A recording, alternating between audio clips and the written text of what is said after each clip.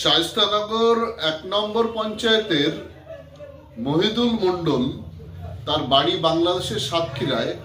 সে এদেশে এসে একজন ব্যক্তিকে তার বাবা বানিয়ে এদেশের শাসক দল অর্থাৎ তৃণমূলের লিডারদের প্রত্যক্ষ সহযোগিতায় সে ফর্জি কাগজপত্র বানিয়েছে, আধার কার্ড, ভোটার কার্ড বানিয়ে ভোটার লিস্টে নাম তুলেছে।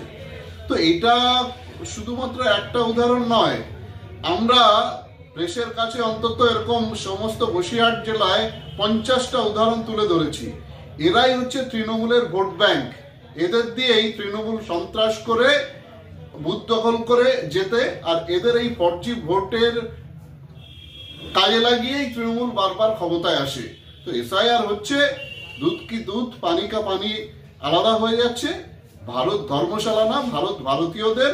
আমরা একদম বেছে বেছে যারা অবৈধ অনুপ্রবেশকারী তাদেরকে আবার বাংলাদেশে ফেরত পাঠানোর জন্য যা যা করা প্রয়োজন সব করব।